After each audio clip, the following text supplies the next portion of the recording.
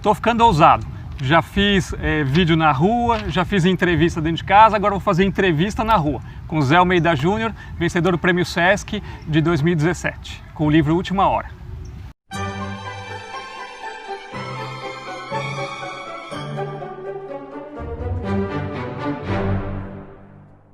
Oi pessoal, tudo bem? Eu sou Humberto, esse aqui é o canal Literário Primeira Prateleira e estamos aqui na Flip, em Paraty, e estou com a honra aqui de poder entrevistar aqui o Zé Almeida Júnior e pô, foi ótimo que deu certo começar com ele, porque é um autor que eu já tenho mais contato, a gente conversa sempre, então eu fico menos nervoso e vou treinando, uso ele como um cobaia aqui para depois a gente começar a entrevistar outros aí que eu tenho menos contato. O Zé, é um prazer estar com você. Obrigado. Aqui. E, bom, para quem não sabe, o Zé Almeida é o vencedor do Prêmio Sesc, com o romance A Última Hora, do Prêmio Sesc 2017.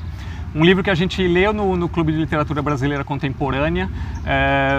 Eu já resenhei, deixo o card aqui para vocês. E eu acho que dos livros que a gente leu no clube, foi assim, o mais unânime, assim, que não teve, que todo mundo gostou, que já várias pessoas do clube vieram falar para mim que de todos que a gente leu no clube, e já estamos em 10, são 10 meses já de clube, que foi a melhor leitura do clube até agora. Então, o próprio Nelson Rodrigues, né, que é personagem do livro, que falar que a unanimidade é burra, mas nesse caso eu acho que ele tá bem enganado, né? Como que você resume o livro? Como que você, quando a pessoa fala, sobre o que é o seu livro, como que você fala? Primeiro eu quero agradecer aqui esse convite para essa conversa, porque acho que às vezes as pessoas não sabem, mas o Humberto acabou que se tornou um grande amigo. Nós conversamos praticamente toda semana, né? Às vezes vários dias seguidos, sobre o livro que nós estamos lendo, o que nós vamos ler. Enfim, eu acompanho também o clube de leitura, que eu acho super interessante. Sempre que eu posso acompanhar os livros que a turma está lendo, eu acompanho, porque eu gosto das discussões. Eu acho que os leitores do clube são muito qualificados, eles fazem colocações muito pontuais, muito precisas. E inclusive no meu livro, quando foi lido pelo grupo, depois eu acompanhei lá, eu adorei a discussão. Mesmo eu não tenho problema se o camarada critica, eu acho fácil. Quem se propõe a colocar um livro numa livraria, ele se coloca nessa posição de ser criticado. E é normal, é natural que isso aconteça, e o escritor acho que tem que receber isso de uma maneira muito tranquila, porque faz parte também do crescimento como escritor. Né? A experiência de leitura de uma obra literária é única para cada leitor. Né? E até, só te interrompendo um pouco, eu lembro com você, como a gente já tinha mais contato, foi a única vez no clube até agora que a gente, no final da leitura, eu abri lá um post para as pessoas te fazerem pergunta diretamente, né? E a gente discute com você. E eu lembro que foi bem enriquecedor, tanto para as pessoas que tinham lido, quanto você comentou comigo tinha sido bom, né? Porque mim muito bom. Justamente você vê, são várias cabeças ali no que leram, e cada um com um pensamento diferente, com uma visão diferente, então você acaba enxergando coisas que você nunca tinha pensado. E como foi logo no início do lançamento, e é o meu primeiro livro, então eu acho que foi a primeira experiência assim, que eu vi que meus personagens ganharam vida própria. Né? Depois eu participei de alguns outros clubes, inclusive um aqui em Paraty, que eu vim no mês de abril, que tem uma turma de 20 pessoas que todos tinham lido o livro. E nós fizemos uma reunião, que todo mundo discutindo, criticando o meu livro. E foi legal, Foi legal, né? Então, mas do que é o Última Hora? Assim, como que você, brevemente, você resume essa história? É um livro que trata de um personagem, de um comunista, que vai trabalhar num jornal que foi criado para apoiar Getúlio Vargas, nos anos 50. Né? E durante o livro ele enfrenta esses dilemas de ser comunista, de ter sido perseguido pelo governo Vargas dos anos 30, dos anos 30 e 40, né, durante a ditadura Vargas. E ele vai trabalhar no jornal que tem que dar apoio declarado a Getúlio Vargas. Então acho assim que se tiver uma coisa para resumir o livro, seria isso, mas só que o livro é mais do que isso, mais, né? Que isso, mas legal. Bom, e é lógico, como a maioria dos escritores, ainda mais você também já tem família e tudo, você não se dedica exclusivamente à literatura, né? Você tem uma carreira de funcionário público. E como que foi, como que você entrou na literatura? Desde quando que você começou escrever e a ideia de pôr o livro pro Prêmio Sesc, como que você chegou a fazer oficina literária, como que é seu envolvimento aí com a literatura, como ela foi crescendo na sua vida até chegar o livro no prêmio, né?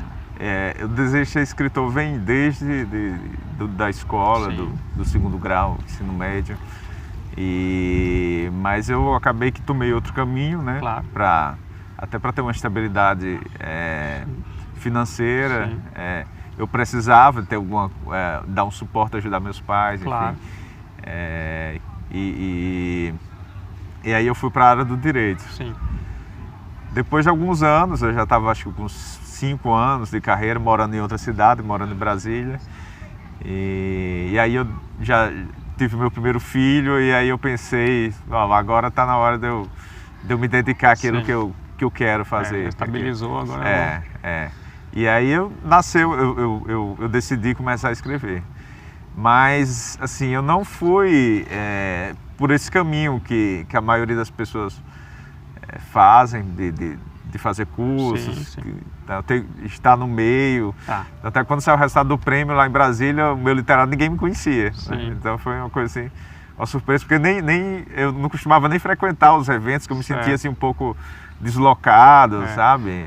Porque tem gente que às vezes quando sai um cara, ganha o prêmio e fala, mas o cara já conhecia não sei o que, e fica falando, tudo normal. Aí você vê, o cara não conhecia ninguém, não estava envolvido no meio, foi lá e ganhou o prêmio.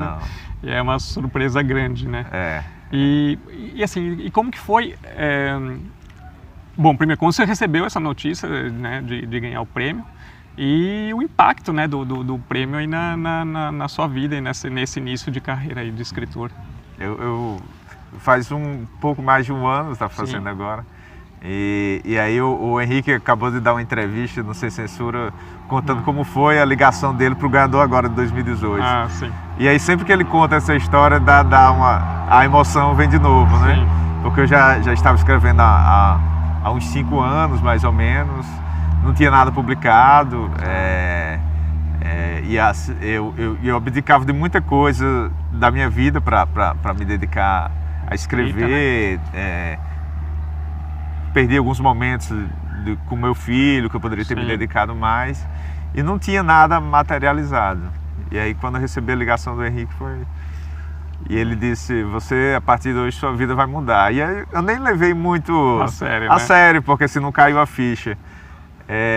E assim, como eu já tenho uma profissão e tudo, já tenho família constituída, eu achei que aquilo ali seria mais alguma coisa. Mas é impressionante como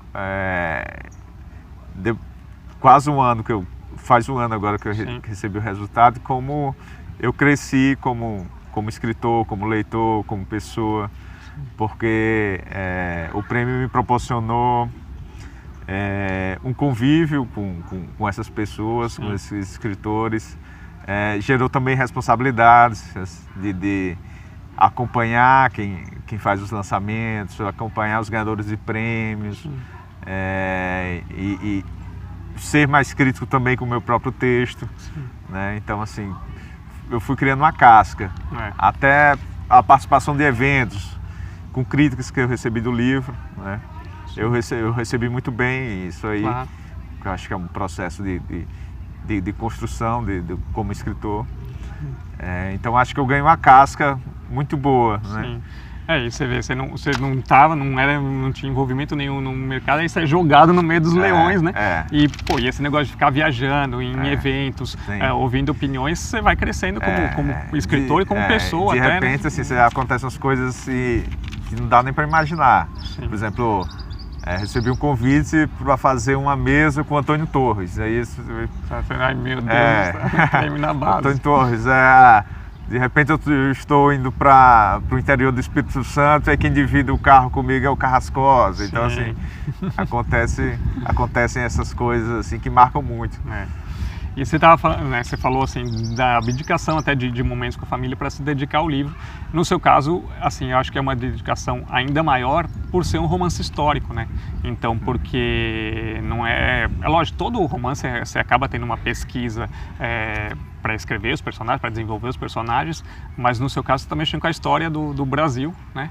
Então você teve que fazer uma pesquisa mais aprofundada. É lógico que não é uma pesquisa técnica de um trabalho de um historiador, mas você foi nas fontes, ler jornais de época, revistas, essas informações. Queria que você falasse um pouco para a gente desse trabalho de pesquisa, dessas fontes que você usou, porque é muito ligado à história do cotidiano, né? A história do dia a dia, os eventos à margem da história que é contada normalmente, né? E você poder ficcionar em cima disso, né? Então, como que foi essa pesquisa?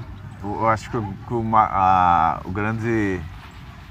mais interessante da ficção, em especial da ficção histórica, é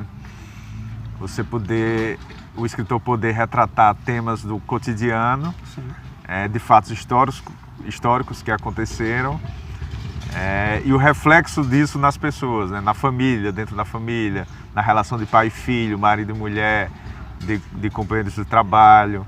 Então, assim, essas pequenas coisas, essas coisas do cotidiano, a história não é capaz de retratar. A história que eu falo, história acadêmica, né? Porque precisa de fontes, de documentação, né? Claro. E muitas vezes isso se perde, porque são pessoas comuns, né? Sim. Mas para você retratar o que essas pessoas comuns estavam sentindo, é preciso entender o contexto macro, né, do que estava acontecendo na economia, na política, e também conhecer do cotidiano da cidade. No caso, foi retratado no Rio de Janeiro. Então, saber qual o tipo de música que eles conheciam, que eles ouviam, o que é que eles comiam, o que é que eles frequentavam, onde eles frequentavam. Então, tudo isso faz parte de um processo de reconstrução. Então, muitas vezes eu me pegava vários dias conversando com minha esposa e com a cabeça lá nos anos 50, porque eu ficava escutando música, samba canção e tudo. Você vai entrando na época. Vai entrando na época. E aí eu acho que isso é o grande barato da ficção histórica. E você foi para essa linha por gostar mesmo de naturalmente já fazer essas leituras históricas, essas coisas assim? Ou você, você teve a ideia primeiro, eu vou falar sobre isso, então agora eu vou ter que estudar isso? Ou veio meio natural? Esse processo de pesquisa, você sabe como começa e não sabe como termina. Sim. Né? Cada uma você chega em mais 3 referências, que vai mais 9, né? Por exemplo, como eu li muitos jornais de época, muitas vezes eu estava querendo ver uma coisa e acabava encontrando outra. Sim. Eu não sei se você se lembra, quando leu o livro, que tem uma entrevista com o presidente do Uruguai, que ele falava da criação da Petrobras, que não devia entregar a Petrobras para os tubarões estrangeiros. Sim. Eu estava lendo outra coisa, mas eu vi essa reportagem que o Samuel Weiner tinha enviado um repórter para falar com o ex-presidente do Uruguai no aeroporto sobre a Petrobras. E aí é o meu personagem, é o Marcos que tem que estar lá. Sim. Então eu levei o Marcos para lá e a partir dessa declaração do presidente do Uruguai, eu criei um conflito do jornal com o governo Vargas. Então, assim, você sabe como começa, mas não sabe onde é que vai terminar. Sim. Isso é uma das coisas que eu acho que você fez com maestria, porque então você pega um personagem ficcional e você insere ele na história, né? Você insere ele na história do Brasil, nos fatos reais, e é um personagem que podia estar ali naquelas cenas mesmo, que não ficou nem um pouco falso em nenhum momento, que você, isso aqui não cola. É o invisível na história oficial, mas que ele podia estar lá, né? Podia estar fazendo parte disso. Algumas pessoas me perguntaram, mas o Marcos está em todo lugar, né? É um Forrest Gump.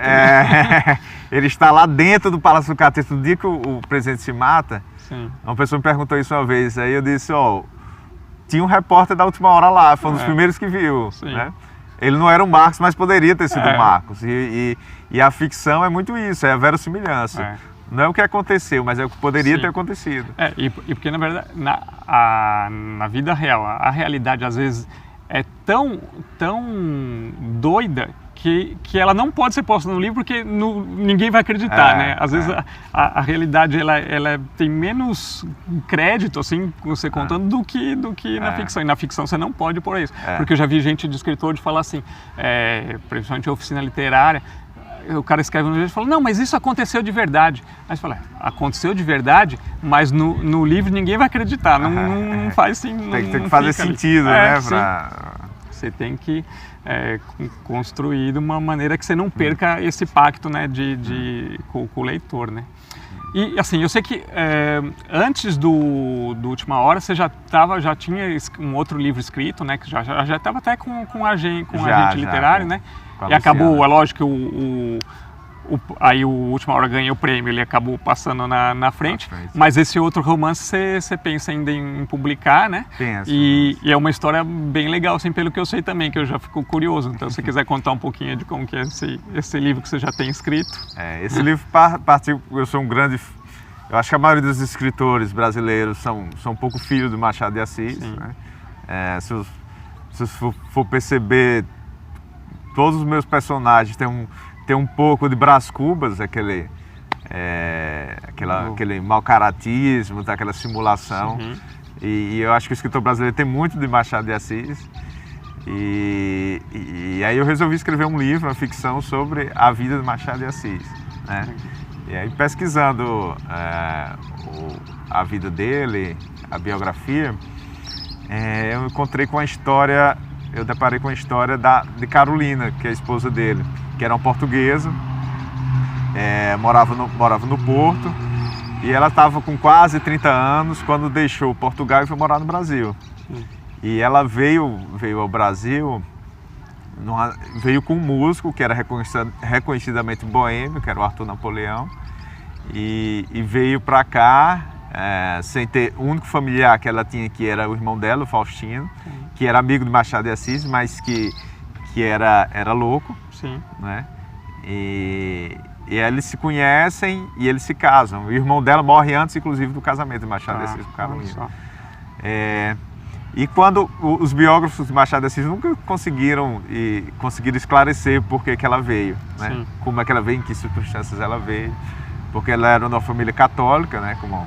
Como a maior parte das famílias na época em Portugal. Até hoje é um país muito católico. Mas e aí, para aumentar o mistério, o Arthur Napoleão, músico, escreveu um livro de memórias, porque ele ficou famoso aqui no Brasil, dava aula de músicas para o pessoal da sociedade fluminense, ele fazia muitos saraus, então ele deixou um livro de memórias, e ele, nesse trecho da vida dele, ele disse que não podia revelar muita coisa para não comprometer a imagem da Carolina e do Machado. Né? E aí é que o ficcionista faz a festa. Aí eu vi, é aqui que eu vou, né? Então o homem que odiava Machado de Assis é esse camarada, é a causa disso tudo, né? Quando eu comecei a escrever, eu fiquei com um pouco desse dilema ético vou mexer com um ícone, com o Machado de Assis, a esposa dele. Mas aos poucos eu estudei um pouco de teoria literária, da ficção histórica, e uma das características do romance histórico latino-americano é mexer com personagens reais, carnavalizar, enfim, o João Baldo Ribeiro fez muito isso, de reescrever história. Então, é uma ficção. E eu pensei, não, o Machado de Assis não é o meu Machado de Assis, é a minha Carolina. Né? Então eu perdi essas amarras e escrevi. Foi em frente, é muito legal. E eu sei também que, assim, você pensa em escrever, acho que está escrevendo já, né, um um novo romance, onde você vai repetir alguns personagens aí da última hora. Alguns dos personagens reaparecem nesse outro romance, né? Como que vai ser essa história aí?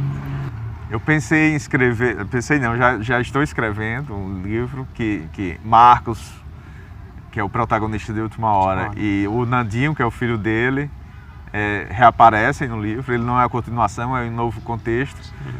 Resolvi escrever no período pré-golpe, entre 60 e 64. Certo. Eu acho que é um período muito rico da história, que existiram vários golpes e contragolpes. E eu acho que dá para ser explorado isso na ficção. E o Marcos, para mim, é um personagem muito forte. Eu acho que ele dava para... Ele ainda rende... Ele ainda rende um bom caldo. Mas só que eu vou fazer, eu penso, não está nada definido ainda, eu posso alterar, claro, né? Mas eu vou mudar um pouco a forma do livro, né? A forma de narrar, vou fazer uma experimentação, eu estou fazendo com 2 narradores diferentes em primeira pessoa, para mostrar visões distintas, enfim. Mas ainda legal. São experimentações, ainda estou... Nossa, bem legal. E agora você está com um projeto novo aí com um canal no YouTube também, né? Eu resolvi canal aí misturando literatura e história, né? Eu resolvi me aventurar nessa do YouTube. Sim. Porque eu acho que é uma ferramenta de comunicação muito boa. Eu assisto muito, o seu canal. Quase todo vídeo que você faz eu comento, né? Comento com você no privado. E eu acho que é um meio muito importante, porque os meios de comunicação tradicional estão cada vez mais raros. E essa é uma oportunidade de fazer uma análise do que você está lendo, do que você estudou, enfim. Então eu resolvi unir 2 coisas que eu gosto, que é história e literatura. E a ideia desse projeto nasceu que eu gosto muito de entender o período histórico a partir da ficção e não dos livros de não ficção, do livro de história. Então eu resolvi fazer pequenos comentários sobre algum acontecimento histórico importante para o Brasil e para a história do Brasil.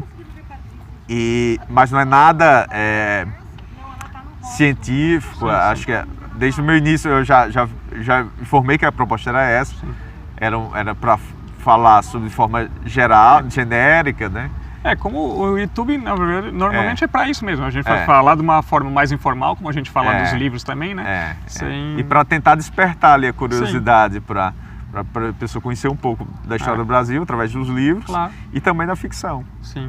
E eu vi, assim, você está no começo, tem poucos vídeos, mas o último que você fez eu achei muito legal, que é sobre a história da construção do Cristo, né? Do Cristo Redentor. Muita coisa, eu que fiz faculdade de História, assim, muita coisa que eu não sabia, muita informação nova que você me trouxe ali. Achei, tirando até uns certos mitos, né, que a gente ouve de que o Cristo foi um presente da França para o Brasil, e você fala que não. E o primeiro, você fez um anterior que foi sobre... A Batalha da Praça da Sé. A Batalha da Praça da Sé, então também bem legal. E o próximo que você vai fazer? Vai ser sobre o Cabo Anselmo. Eu já escrevi o roteiro. O roteiro já. E isso... acaba que está consumindo muito meu tempo, porque eu começo a pesquisar pelo livro, mas eu não consigo ficar só nos livros. E aí, por exemplo, do Cabo Anselmo eu fui ler os jornais, como foi que aquilo foi narrado, do massacre, que ficou conhecido como massacre da Granja São Bento, no Recife, em Abreu e Lima, que é próximo ali do Recife. Aí eu fui descobrindo, aí você vai tirando o fio do novelo e não tem fim aquilo. Bom, então tá muito legal o seu canal lá. Eu vou deixar então na descrição do vídeo o link do canal do Zé Almeida Júnior. Inscrevam-se lá, acompanhem os vídeos, que tema a gente está vendo, porque a gente está conversando aqui, que tema para fazer vídeo aqui não falta, né? Falta. Cada com que você vai pesquisar, você arruma mais umas 3 ideias para fazer, né? Então, muito legal. Foi um prazer a gente gravar essa entrevista aqui nesse lugar tão legal, né? E tão aflorando literatura para tudo quanto é lado. A gente fica em êxtase aqui, né? Então, foi um prazer. Obrigado pelo convite. Poxa, e a gente, tô ansioso aí pelos próximos livros já, com essas histórias que você contou aqui pra gente, já dá vontade de ler. Obrigado. Tá bom, um abraço.